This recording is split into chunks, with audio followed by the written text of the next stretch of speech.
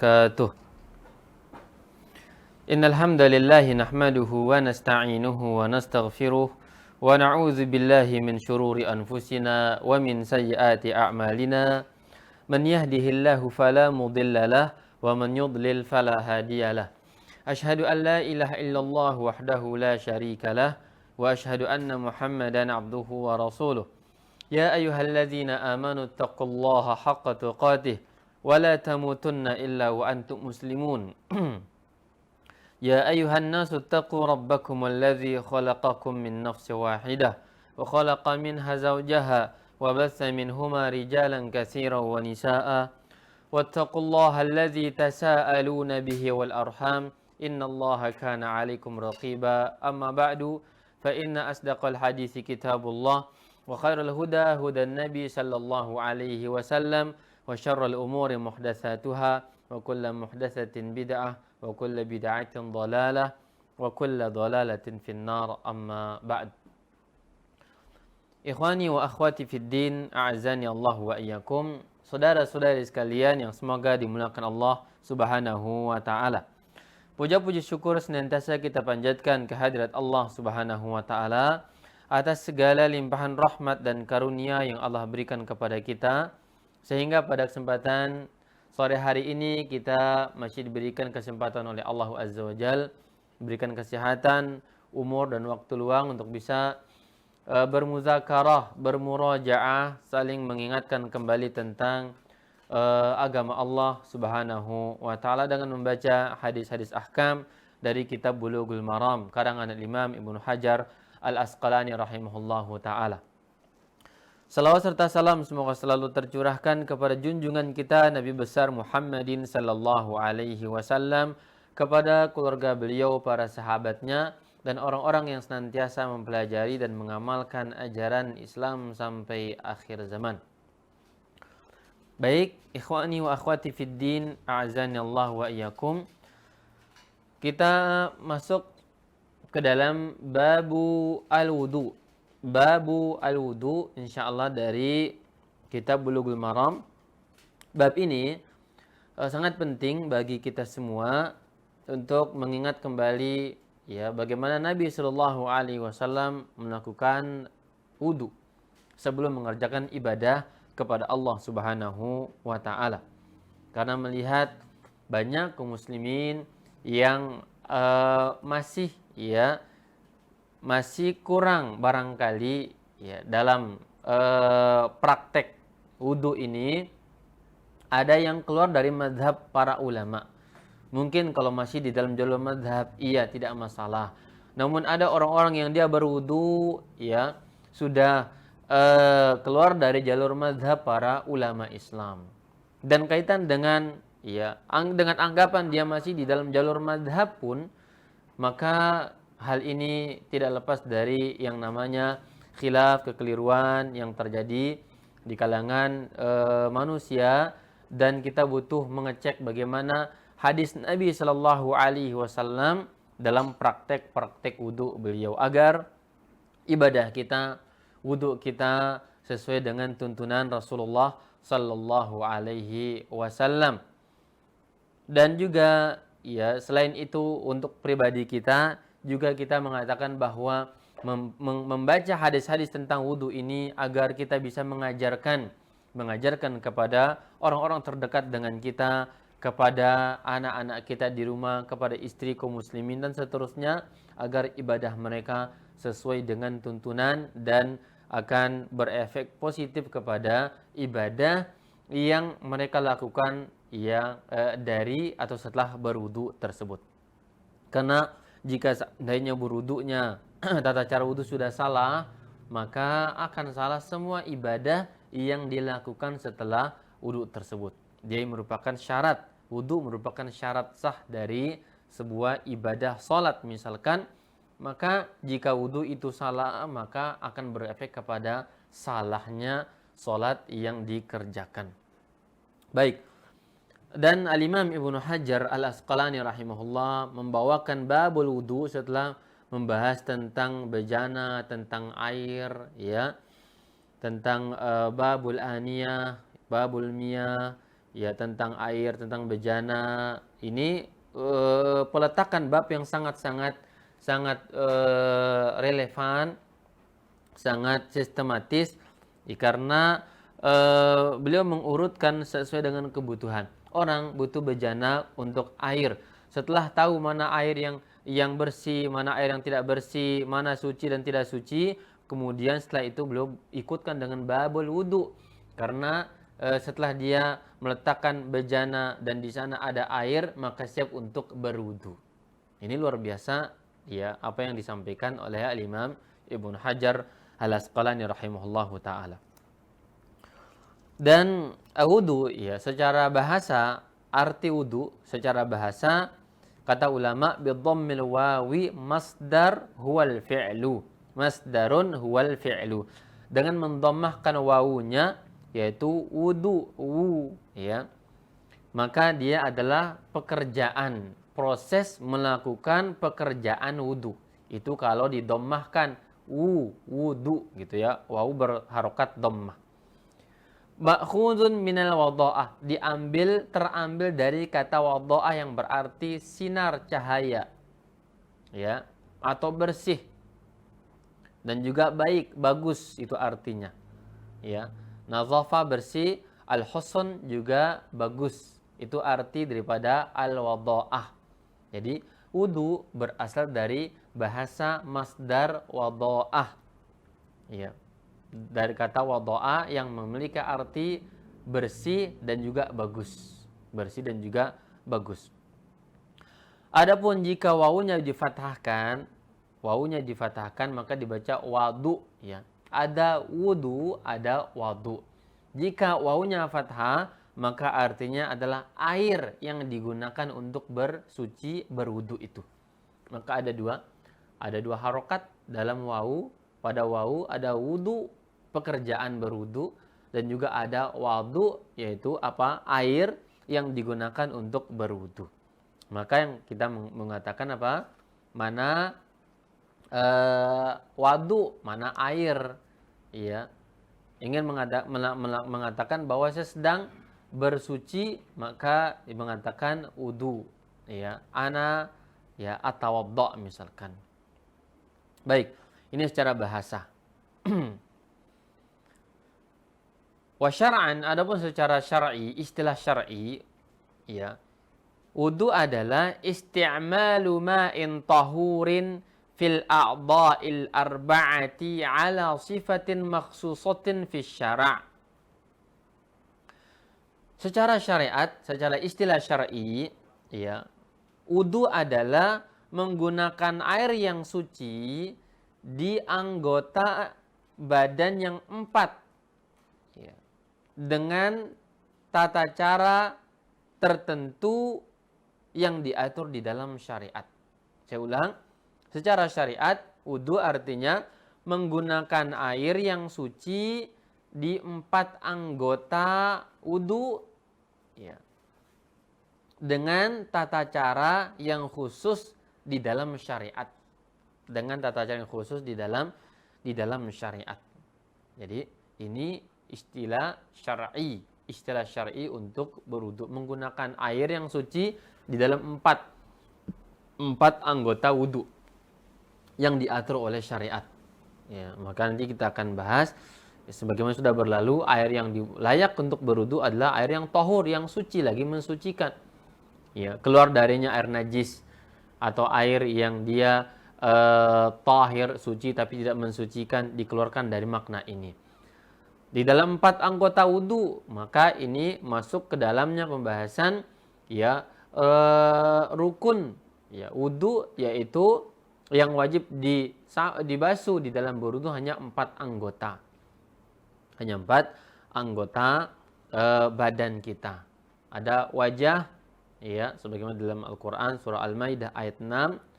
Allah mengatakan, ya ayyuhalladzina amanu idza qumtum ilas salati, wahai orang-orang beriman, jika kalian ingin salat maka faghsilu wujuhakum, cucilah wajah kalian. Pertama wajah. Wa aydiyakum ilal marafiq, dan juga tangan sampai siku. Ini anggota kedua. Ya. Kemudian wamsahu biru'usikum, dan usaplah kepala kalian, ini yang ketiga. Wa arjulakum ilal ka'baini, dan yang keempat kaki kalian sampai mata kaki. Nah, ini 4 anggota yang wajib ya dibasuh, yang merupakan tidak sah ya wudu jika salah satu anggota ini tidak ya tepat di dalam basuhannya. Ini maksud bahwa hanya 4 anggota ya ini yang wajib. Ini yang wajib. Baik. Adapun tentang dalil ya adanya syariat wudu ini, maka jelas ya Al-Qur'an dan Sunnah dan ijma' para ulama. Ya, jelas dalil Al-Qur'an, Sunnah dan juga ijma' para ulama.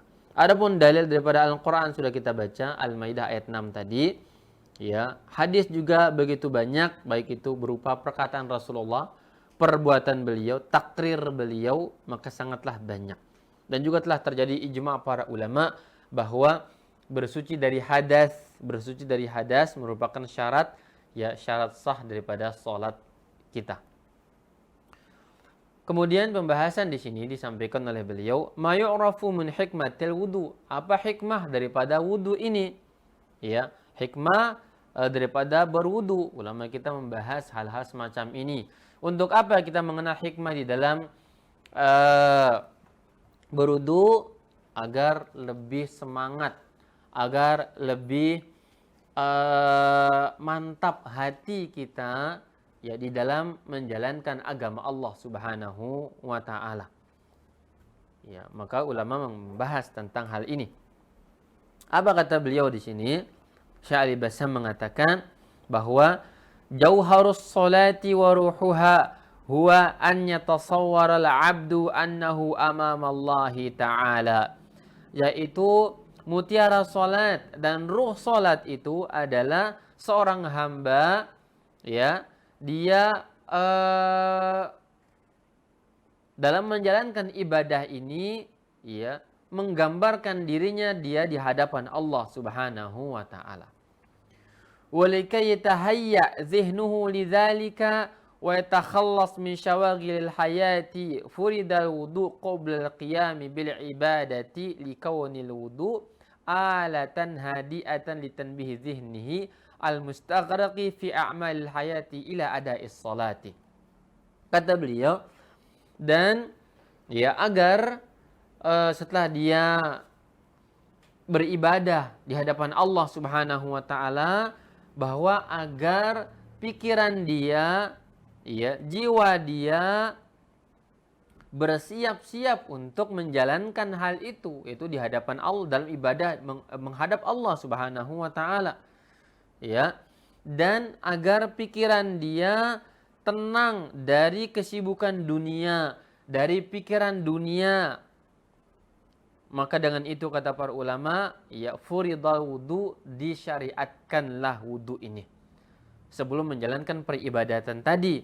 Karena dia adalah sebagai alat ya, untuk yang menenangkan jiwa, sebagai alat ya, alat yang halus kata para ulama kita, alat yang tenang ya, untuk menenangkan diri, litanbihi zihnil mustaghraqi, untuk mengingatkan jiwanya, pikirannya yang terkadang sibuk dengan pekerjaan dunia, kemudian dialihkan bahwa dia butuh ketenangan untuk sholat kepada Allah Subhanahu wa taala.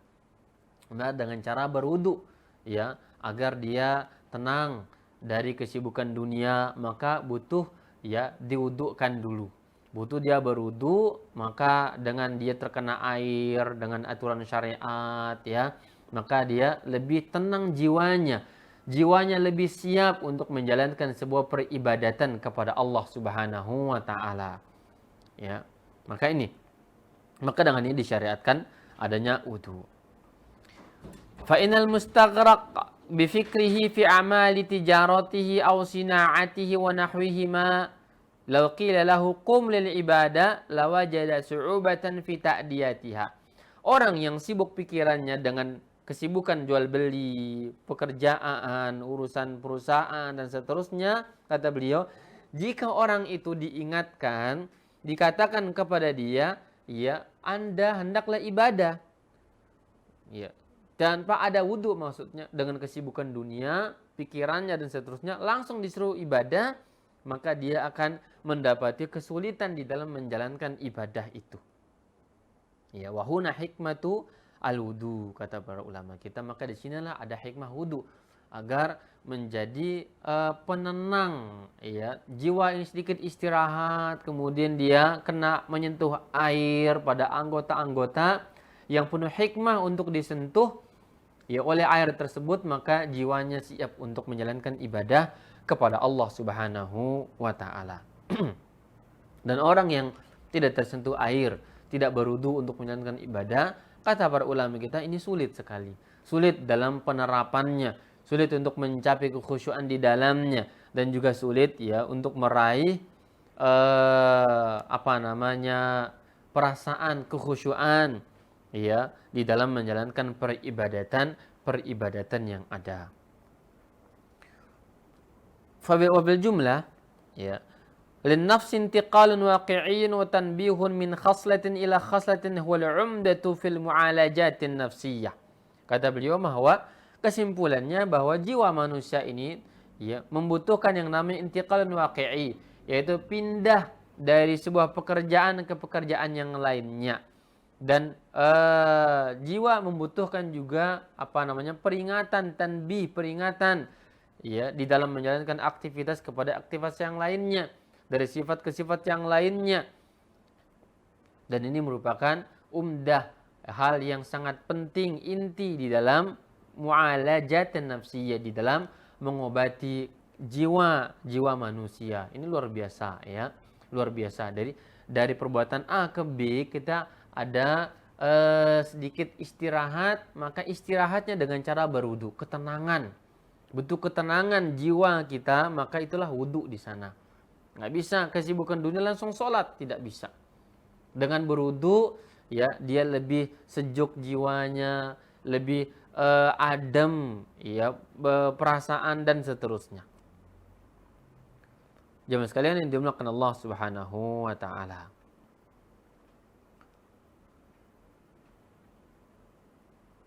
Kemudian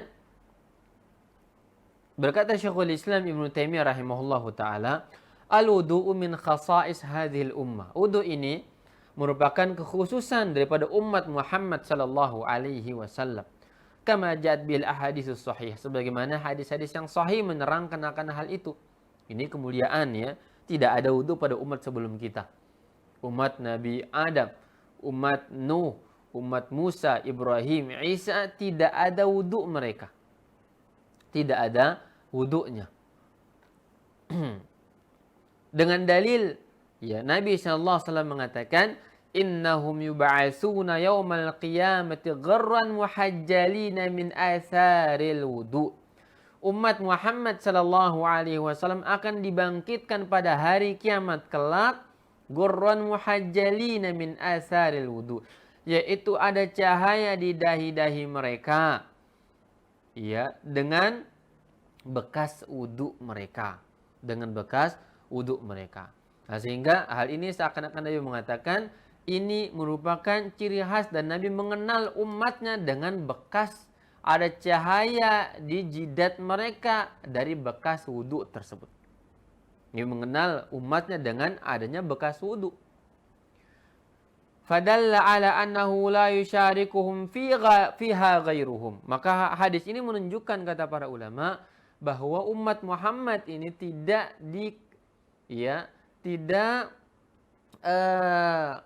dikenal, ya, kecuali dengan sifat ini, yang tidak ada umat lain yang memiliki sifat yang sama seperti mereka. Menunjukkan bahwa hal ini hanya ada pada umat Muhammad sallallahu alaihi wasallam. Tentunya bagi siapa yang sering berwudu, untuk menjalankan ibadah sholat. Maka bagi siapa yang dia jarang sholat, tidak sholat, tentu tidak akan berwudu. Maka bagaimana kelak dibangkitkan, ya, dikenal sebagai umat Muhammad sallallahu alaihi wasallam. Sebagaimana pernah kita bahas hadis Nabi mengatakan bahwa orang yang tidak sholat itu akan dibangkitkan. Mereka bersama Fir'aun, bersama Qarun, bersama Haman, bersama Ubay ibn al-Khalaf. Ya, artinya tidak akan dibangkitkan bersama Muhammad dan umat Muhammad Sallallahu Alaihi Wasallam. Kenapa? Tidak sholat dan tentunya tidak akan berwudu. Ya, tidak sholat tentu tidak berwudu. Maka dibangkitkan bersama orang-orang kufar. Itu hadis yang sahih. Adapun hadis yang mengatakan bahwa wudu, ya, Nabi mengatakan hadza wudu'i wa wudu'ul anbiya'i min qabli, ini adalah wudu saya dan wudu para nabi sebelumku, fadha'ifun la yuhtaju bihi. Hadis yang dhaif. Hadisnya dhaif. Sehingga jelaslah bahwa tentang wudu ini adalah kekhususan umat Muhammad sallallahu alaihi wasallam yang tidak dimiliki oleh umat-umat sebelum kita. Dan kita akan dikenal kelak dengan di hari kiamat ketika dibangkitkan, ya, dengan bekas wudhu kita, gurran muhajjalin. Ada bekas di dahi, cahaya di dahi, ya, karena seringnya berwudhu umat Muhammad sallallahu alaihi wasallam. Semoga kita semua dibangkitkan oleh Allah Azza wa Jalla dalam kondisi, ya, dalam keadaan dikenal oleh Nabi Muhammad sallallahu alaihi wasallam dengan menjalankan syariat dan menjalankan kewajiban Allah Subhanahu wa taala. Baik. Hadis pertama di dalam babul wudu ini dari Abu Hurairah radhiyallahu anhu. Perhatikan hadis pertama. Nabi sallallahu alaihi wasallam bersabda, annahu qala laula an asyqa ala ummati la amartuhum bis-siwaki ma'a kulli wudu'in. Nabi mengatakan dalam hadis bahwa dari Abu Hurairah radhiyallahu anhu bahwasanya Rasulullah sallallahu alaihi wasallam bersabda, jika tidak mempersulit umatku, laula an asyqa ala ummati la amartuhum bis-siwaki ma'a kulli wudu'in. Jika tidak memberatkan umatku, niscaya aku akan menyuruh mereka bersiwak pada setiap wudunya. Aku akan suruh mereka bersiwak pada setiap wudunya. Jemaah sekalian yang dimuliakan Allah Subhanahu wa taala. Hadis ini, hadis pertama di dalam babul wudu, merupakan hadis yang menjelaskan tentang adab, ya, adabul wudu, adab di dalam menjalankan ibadah wudu, yaitu di antara adabnya atau sunnahnya yaitu bersiwak. Ya, Nabi mengatakan di situ, laula an asyqa ala ummati la amartuhum bis-siwaki ma'a kulli wudu'in. Seandainya aku tidak memberatkan atas umatku, niscaya aku perintahkan mereka bersiwak, menggosok gigi dengan kayu, ya, pada setiap kali berwudu. Jamaah sekalian yang dimuliakan oleh Allah Subhanahu wa taala. Maka hadis ini merupakan hadis pertama. Dijelaskan oleh para ulama kita, ya, dalam lafaz yang lain disebutkan ma'a kulli salatin. Dalam riwayat, ya, Nabi mengatakan jika tidak memberatkan umatku, akan aku perintahkan mereka untuk bersiwak setiap kali solat.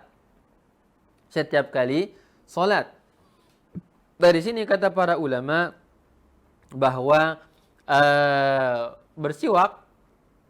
bersiwak ini, ya, adalah sunnah pada setiap berwudu. Kali berwudu. Dan sebagian riwayat mengatakan disunnahkan setiap kali ingin mengerjakan salat. Ya, mengerjakan salat. Jamaah sekalian yang dimuliakan Allah Subhanahu wa taala. Maka perhatikan di sini, ya, di dalam menjalankan, ya, wudu atau sebelum berwudu dikenal yang namanya ada sunnah, ada adab-adab, yaitu seseorang hendaklah dia bersiwak. Di sini memang lafaz, kalau mengkaji alfazul hadis, laula an asyqa, kalau tidak memberatkan umatku, ya, di sini artinya kalau mereka tidak keberatan, niscaya bersiwak setiap wudu itu sesuatu yang sifatnya afdal. Tapi karena berat, ya agak susah, agak sulit setiap orang ketika berwudu, ya diwajibkan untuk bersiwak ini berat. Ya, agak berat bagi mereka. Bagi kita ya, di zaman kita barangkali kalau yang namanya sikat gigi bersiwak itu harus dengan sikat gigi, kemudian ada pasta gigi, ada close up atau Pepsodent dan yang lainnya. Ini tentu mempersulit, ya sulit. Atau misalkan juga membeli siwak itu juga ada harganya karena dijual dengan harga jual kan begitu. Maka dengan ini Nabi mengatakan ini memberatkan umatku. Maka jika seandainya tidak memberatkan, aku akan suruh untuk selalu bersiwak setiap kali berwudu atau setiap kali sholat. Maksudnya, jika tidak berat, maka afdalnya seseorang itu setiap berwudu dia bersiwak. Setiap sholat dia bersiwak.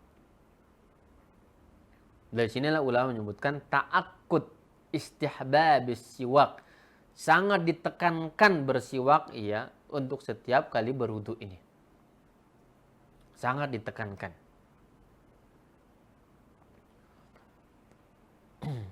Dan ini ya hadis. Ini hadis. Maka kita tahu hukumnya. Disunnahkan dan dianjurkan sekali bersiwak pada setiap kali ingin berwudu. Baik.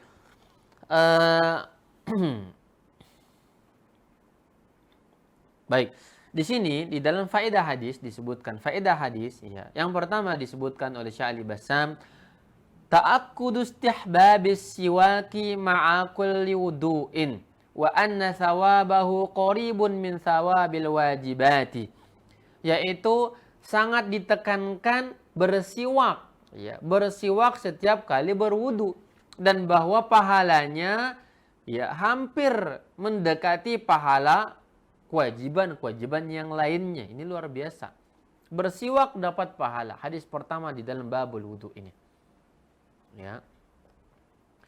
Bersiwak, membersihkan gigi ini mendapatkan pahala. Dia ibadah mulia. Sunnah hukumnya. Dan sangat ditekankan muakkad. Sunnah muakkad. Yaitu bersiwak setiap kali berwudu.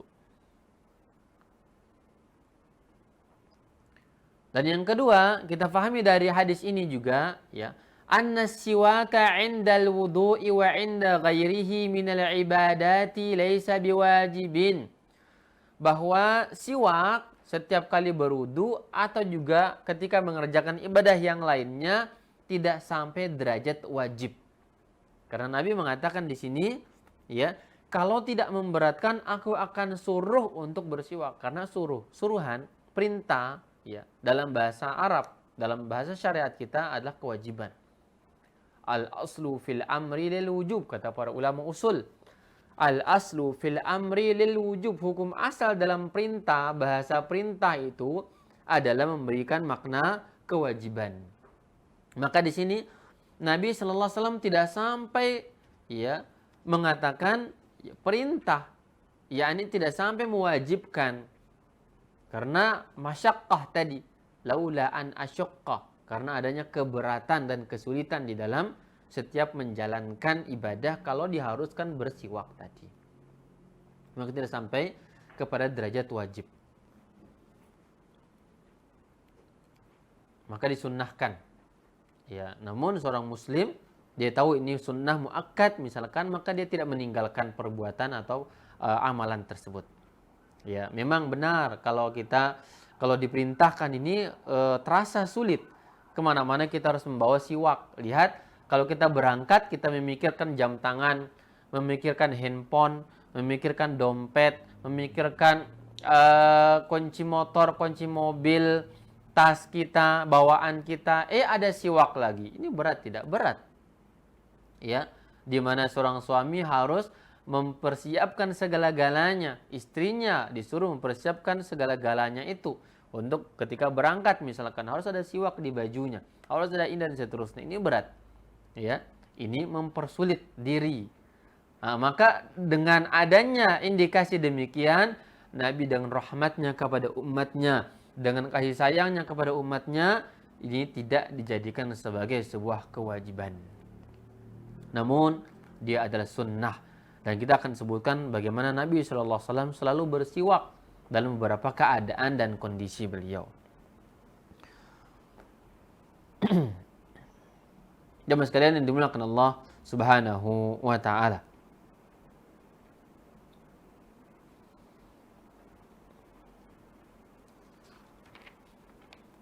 Kemudian di sini ya, hadis-hadis yang lain yang berkaitan dengan bagaimana Nabi sallallahu alaihi wasallam dengan siwak menunjukkan pentingnya bersiwak, muakkad sekali ya, sangat-sangat dianjurkan.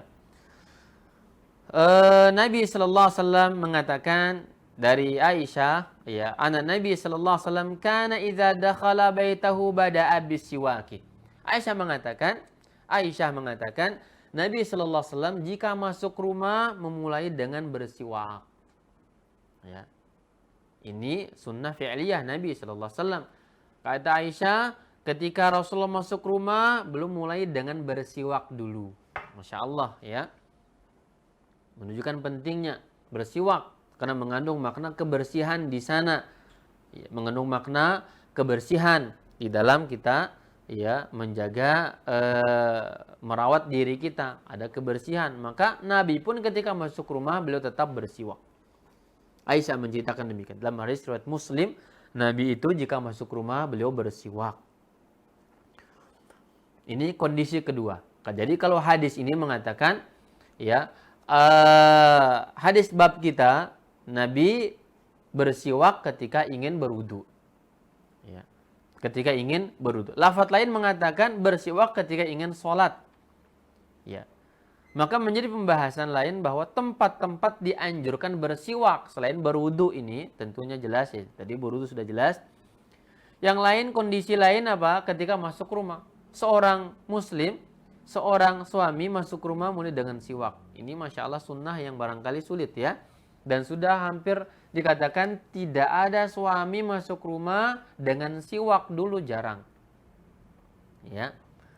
Jarang demikian. Ini sunnah Nabi yang ditinggalkan oleh kita. Barangkali semoga Allah mengampuni dosa-dosa kita. Nabi kata Aisyah masuk rumah dengan bersiwak. Bersih masuk rumahnya.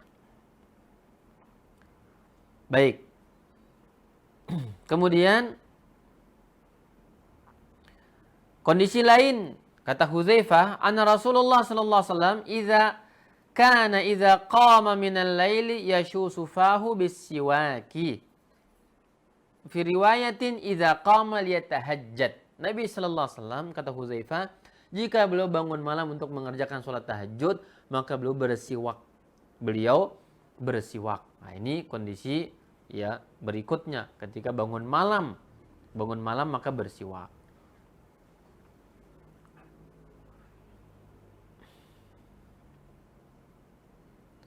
Kemudian ya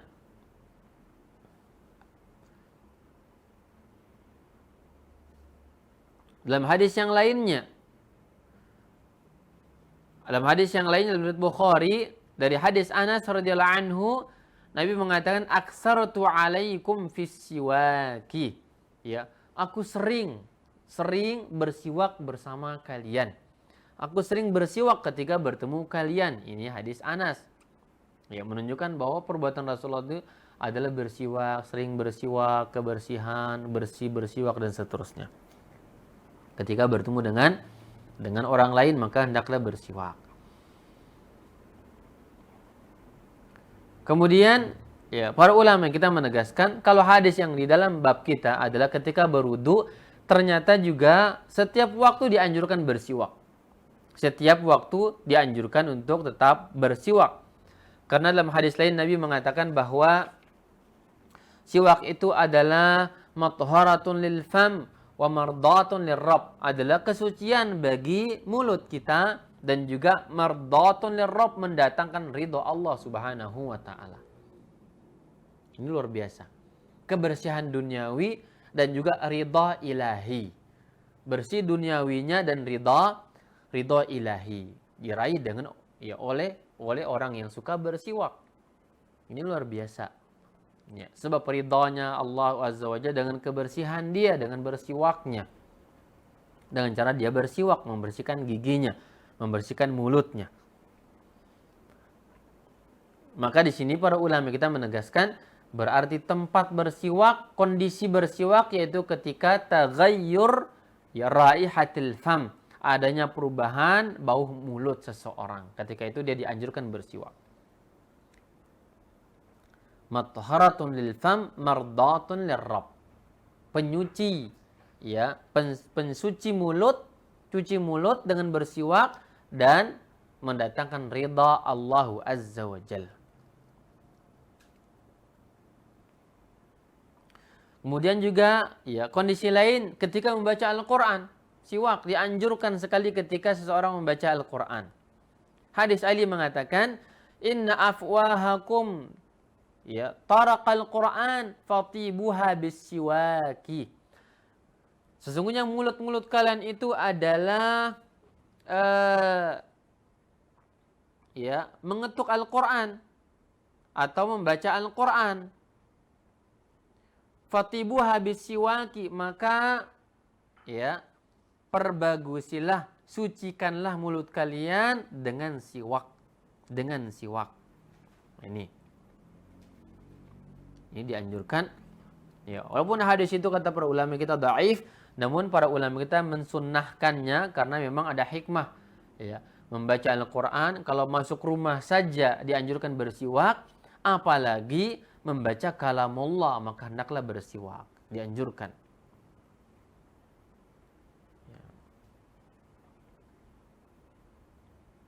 Kondisi berikutnya, kondisi dianjurkan bersiwak yaitu ketika bangun malam. Hendaklah seorang tuh bersiwak. Masya Allah, ini luar biasa.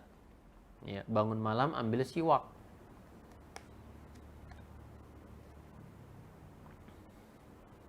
Dan kata para ulama kita, ya siwak ini hendaklah dengan kayu arok namanya, kayu arok ya. Kayu yang kita biasa beli, kayu siwak itu namanya kayu arok. Yang dijual mungkin tidak ada di Indonesia, hanya ada di tanah Arab barangkali. Ya, kayu itu afdolnya pakai kayu itu bersiwak. Alat siwakan dengan kayu itu yang kita beli, siwak itu. Ya. Namun apakah boleh dengan yang lainnya? Boleh kata para ulama. Apakah pahalanya sama? Iya, sama. Dengan sikat gigi yang kita punya itu boleh. Ya, atau juga dengan yang lainnya, dengan kain, dengan jari jemari kita ketika nggak punya, ya siwak itu maka dibolehkan, dianjurkan sekali.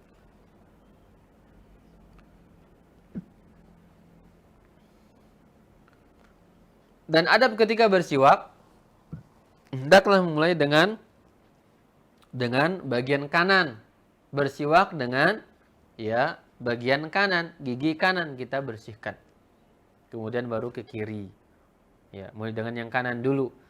Berdasarkan hadis Nabi sallallahu alaihi wasallam, hadis Aisyah mengatakan, "Kana Nabi sallallahu alaihi wasallam yu'jibuhu tayammunu fi tarajjulihi wa fi tuhurihi wa fi sya'nihi kullihi."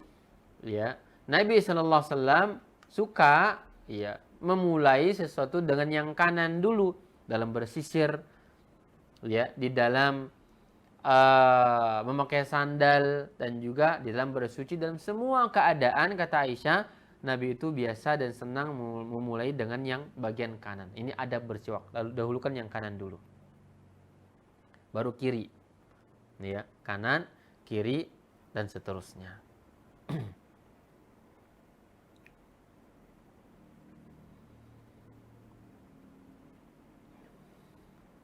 Kemudian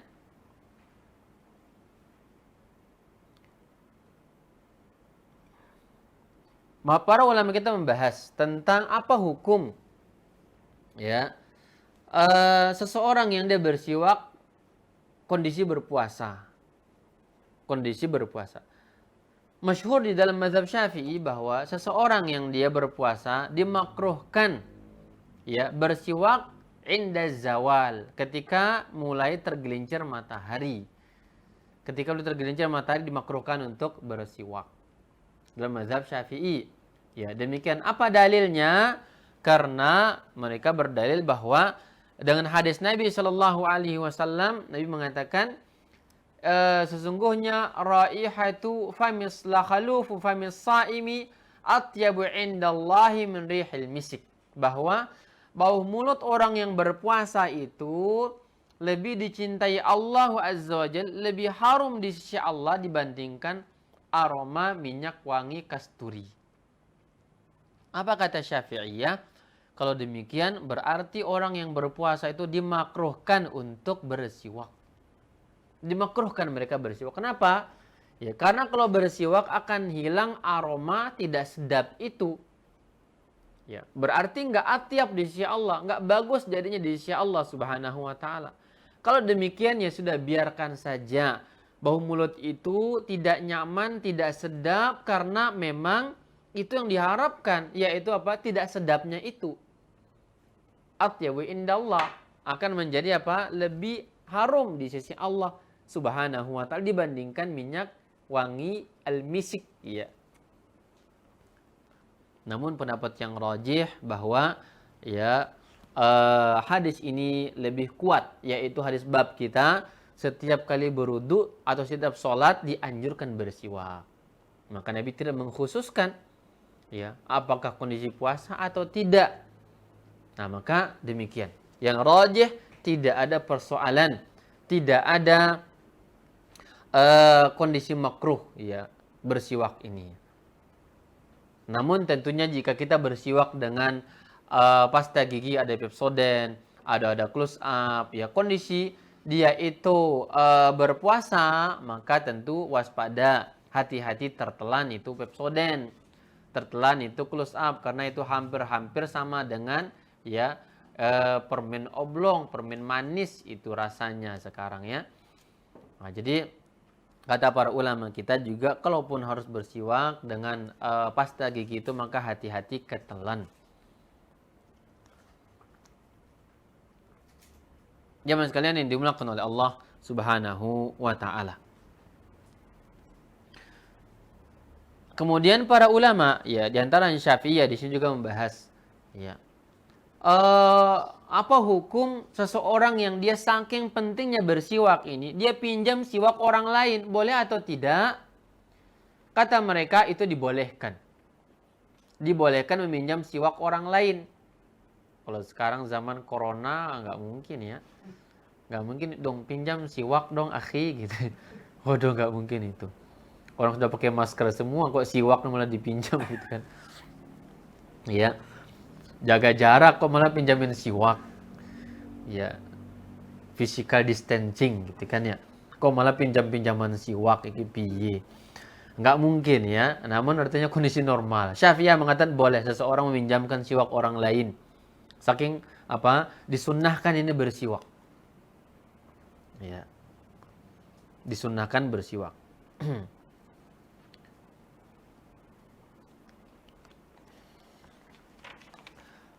Kemudian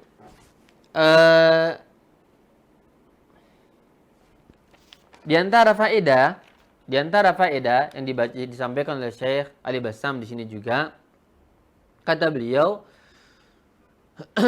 as-sirru anna ma'muruna fi kulli halatin min ahwali at-taqarrubi ila Allah azza wa jalla an nakuna fi halati kamalin nadhafati li izhari syarafil ibadati. Kata beliau, rahasia, di antara rahasia bersiwak ini bahwa kita, kata beliau, disuruh oleh Allah Azza wa Jal, ini mengutip perkataan Imam Ibnu Daqiq al-Id rahimahullah, diperintahkan oleh Allah Azza wa Jal pada setiap kondisi, ya, dalam keadaan kondisi kita bertakarrub kepada Allah Azza wa Jal, yaitu selalu dalam keadaan sempurna, bersih sempurna. Untuk apa? Untuk menampilkan, menjelaskan ya atau menegakkan ya kemuliaan ibadah, agar ya memuliakan, menta'zimkan syarafil ibadah, kemuliaan ibadah tersebut. Maka hendaklah seseorang ya selalu di dalam kondisi bersih dalam ibadah dengan cara bersiwak.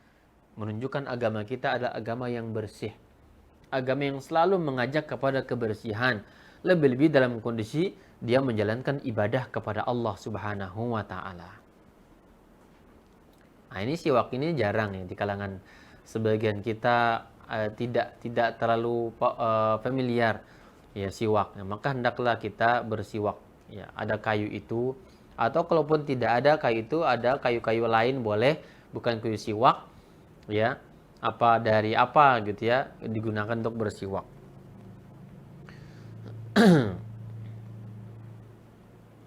Jadi menjalankan ibadah di hadapan Allah harus dalam kondisi bersih. Waqila, ada juga yang mengatakan bahwa rahasia siwak ini ya ta'allaqu bil malak, yaitu berhubungan dengan malaikat. Fa innahu yata'adza bir raihatil karihah. Karena malaikat ini juga akan tersakiti dengan aroma yang tidak sedap. Ya, Nabi mengatakan dalam hadis yang lain, Nabi mengatakan bahwa man akala sauma awil basala, barang siapa yang dia makan bawang putih atau bawang merah, fala yaqrubanna masjidana, jangan sholat bersama kami, jangan sholat di masjid kami. Fa innal malaikata tata'azza mimma yata'azza minhu banu Adam. Karena malaikat itu pun ikut tersakiti, terganggu dengan aroma yang tidak sedap itu, sebagaimana Bani Adam juga terganggu. Ya. Maka dari sini, para ulama kita mengatakan dimakruhkan ada orang yang dia baru makan bawang putih, bawang merah, sholat ke masjid dan tidak bersiwak. Sholat ke masjid dalam kondisi tidak bersiwak. Hendaklah dia bersiwak. Ya. Kalau di negara kita mungkin makan jengkol. Kalau di Arab entah seperti apa bawang Arab ya. Sampai-sampai bau mulutnya tidak sedap, saya nggak ngerti. Seperti apa. Padahal itu makanan favorit. Kita bahkan bawang putih, bawang merah. Terasa juga memang, iya kurang sedap bau bawang ketika tercampur dengan yang lainnya. Ya kan? Lebih parah lagi kalau ada jengkol. Maka kata para ulama kita, hikmah disunnahkan bersiwak setiap berwudu atau setiap sholat ya, karena berkaitan dengan terganggunya malaikat. Malaikat terganggu, maka Bani Adam terganggu. Nabi mengatakan, fa innal malaikata tata'azza mimma yata'azza minhu banu Adam. Malaikat pun ikut tersakiti loh dengan aroma tidak sedap sebagaimana Bani Adam tersakiti. Artinya di sini apa? Orang lain mencium aroma tidak sedap dari mulut kita. Dan di sini juga menjadi dalil ya para ulama kita mengharamkan rokok bagi orang yang suka merokok, ada bau rokok, aroma rokok datang ke masjid misalkan. Ya bahkan sebagian masjid kita bau asap rokok. Sebagian orang yang mereka adalah pecinta rokok terkadang ngerokok di dalam masjid. Ini kalau kita mengaitkan hadis ini dengan asap rokok, ini luar biasa ya. Aroma bawang putih, bawang merah, atau yang semisalnya jengkol, itu bisa mengganggu malaikat dan juga orang-orang yang sholat. Maka ya lebih parah lagi bau asap rokok. Bau asap rokok. Masuk masjid, sebagian masjid kita adalah ya karena DKM-nya atau jamaahnya cinta rokok, ahli hisab, maka ya ketika masuk masjid pun Masya Allah bukannya minyak wangi yang seharusnya masjid itu disiram, disemprot dengan minyak wangi, tapi kita disuguhkan dengan aroma asap rokok yang keluar dari mulut orang-orang. Masuk mulut mereka, keluar lagi, ya datang orang-orang ke masjid menghirup asap itu, terganggu, malaikat pun ikut terganggu. Ya. Orang beriman terganggu, malaikat pun ikut terganggu.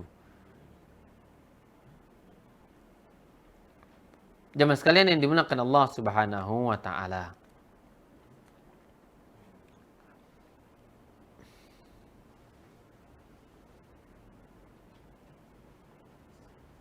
Maka di sini ya menjadi adab orang yang berwudu, yakni hendaklah dia bersiwak terlebih dahulu.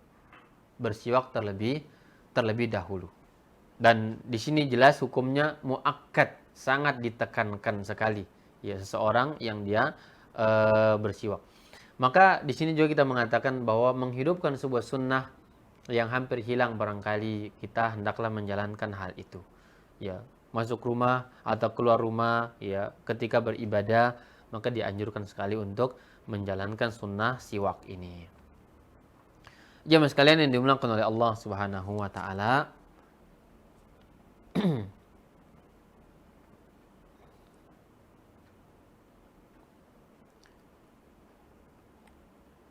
Para ulama kita, tadi saya singgung sedikit ya. Ulama berbeda pendapat tentang hukum ya mensunnahkan siwak setiap waktu bagi orang puasa atau orang yang ya orang yang berpuasa tadi. Apakah tetap dianjurkan ya atau tidak? Apakah tetap dianjurkan atau tidak? Maka di sini berpendapat ya disunnahkan siwak secara mutlak Abu Hanifah dan Imam Malik. Abu Hanifah dan Imam Malik mengatakan sunnah secara mutlak bersiwak setiap keadaan. Ya, berpuasa atau tidak disunnahkan Abu Hanifah dan Imam Malik. Dan sebagian ulama kita memakruhkannya bagi orang yang berpuasa ba'da zawal, setelah tergelincir matahari, ba'da zuhur ya. Imam Syafi'i dan Imam Ahmad dan pengikut keduanya. Syafi'i ya, dan juga Imam Ahmad memakruhkan seseorang bersiwak setelah tergelincir matahari. Ya. Dalil mereka yang kita sebutkan tadi bahwa aroma tidak sedap itu lebih disukai Allah bagi orang yang berpuasa dibandingkan aroma sedapnya misik, minyak wangi kasturi. Ya. Mereka mengatakan Allah Subhanahu wa taala senang sebagaimana ya aroma yang tidak sedap itu Allah senang sebagaimana darah bagi syuhada. Orang yang mati di medan perang jangan dimandikan, biarkan dalam darahnya, ya, dikuburkan dengan darahnya tersebut karena Allah mencintai dia datang pada hari kiamat kelak sebagai bukti dia telah berjihad, dibangkitkan dengan darah-darahnya dan akan mengeluarkan aroma minyak kasturi kelak darah itu. Itu dalil mereka yang mensunnahkan. Ya, namun pendapat yang memakruhkan ya. Namun yang tepat insyaallah Abu Hanifah dan Imam Malik bahwa mutlak secara umum. Ya, disunnahkan secara mutlak bersiwak itu. Kenapa demikian kata para ulama? Karena aroma tidak sedap itu bukan dari mulut sebenarnya, tapi karena dari lambung yang kosong, yang tidak ada ya olahan makanan dari lambung kita itu yang mengeluarkan aroma tidak sedap. Jadi orang mau sikat gigi berkali-kali untuk menghilangkan aroma itu tidak akan hilang. Karena keluarnya dari lambung bukan dari ya mulut kita hakikatnya. Dan ini kita ajarkan kepada kaum muslimin. Kita ingatkan tentang anjuran bersiwak ini. Wallahu ta'ala a'lam bishawab. Ya ini sekira yang dapat disampaikan pada kesempatan kali ini, semoga bermanfaat kepada teman-teman sekalian. Jika seandainya ada hal-hal yang kurang jelas, ada soal, maka silakan ditanyakan dengan mengangkat tangan. Tafadhal ikhwan. Jika ada hal-hal yang kurang jelas, maka dipersilahkan. Ya. Ustadz Bambang ya, Dwi Nugraha. Baik. Soal kapan waktu yang tepat kita mengucapkan doa wudu dan doa selesai wudu jika kita berwudu di kamar mandi atau di toilet? Apakah saat masih atau setelah di luar kamar mandi atau toilet, atau bisa di dalam kamar mandi atau toilet tersebut? Baik. Jazakallah khair pertanyaan Akhi Bambang. Dalam hal ini ya para ulama kita terbagi menjadi dua pandangan. Ulama dengan kondisi saat ini ya, dengan kondisi toilet saat ini. Sebagian mengatakan tidak boleh, tidak dibolehkan. Ya, hendaklah seseorang membaca doa setelah keluar dari toilet, membaca doa. Wudu boleh di dalam toilet, tapi doanya dibaca setelah berwudu, setelah keluar dari toilet. Ya. Sebagian mengatakan bahwa boleh Ya, dengan suara lirih di dalam toilet, tidak terdengar oleh siapapun. Kenapa kata mereka? Karena toilet yang ada di zaman kita tidak seperti toilet yang ada di zaman dahulu. Toilet di zaman dahulu, ya, maaf ya, bahwa kotoran itu ada di situ, tidak hilang. Namun di zaman kita, ya, di zaman kita kotoran itu sekali siram langsung hilang. Maka toilet itu sama seperti kamar tidur jadinya. Bahkan Masya Allah ada toilet yang begitu harum, bersih, hampir sama dengan bersih ruang tamu seseorang. Ya. Bahkan sebagian orang toilet itu dilengkapi dengan apa? Dengan televisi di TV. Jadi dia nonton sambil termenung di dalam. Ya. Nonton bareng di dalam toilet.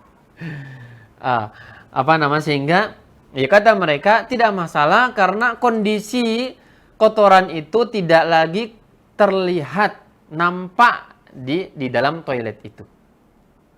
Namun yang tepat insyaallah wallahu taala alam bisawab, ya, selamat dari syubhat, hendaklah seseorang membacanya di luar toilet setelah dia keluar. Maka dia keluar baca doa toilet, keluar toilet dulu, ya, keluar dengan kaki kanan, gufronaka, setelah itu dia baca doa, ya, doa setelah wudhunya. Naam.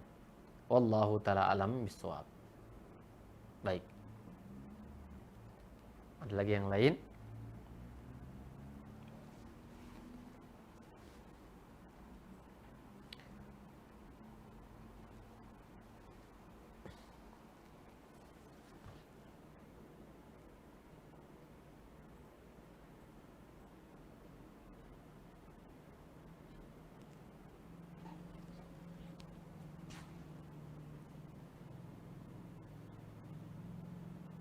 Tidak ada.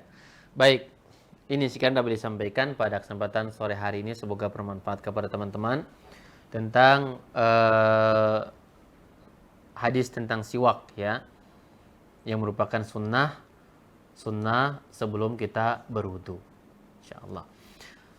Wallahu a'lam bishawab, ini dapat disampaikan. Semoga bermanfaat kepada teman-teman sekalian. Semoga kita bisa mengamalkan ya sunnah ini, yaitu selalu bersiwak pada keadaan-keadaan yang dianjurkan oleh Rasulullah Sallallahu Alaihi Wasallam. Jazakumullah khairan kepada tim yang bertugas dan kepada ikhwan yang sudah hadir pada kesempatan sore hari ini. Semoga ada manfaat dan keberkahannya dari Allah Subhanahu wa taala. Sekian, jazakumullah khairan. Subhanakallahumma bihamdika asyhadu an la ilaha illa anta astaghfiruka wa atubu ilaika. Wa sallallahu ala nabiyyina Muhammadin wa ala alihi washabihi ajmain. Wassalamualaikum warahmatullahi wabarakatuh.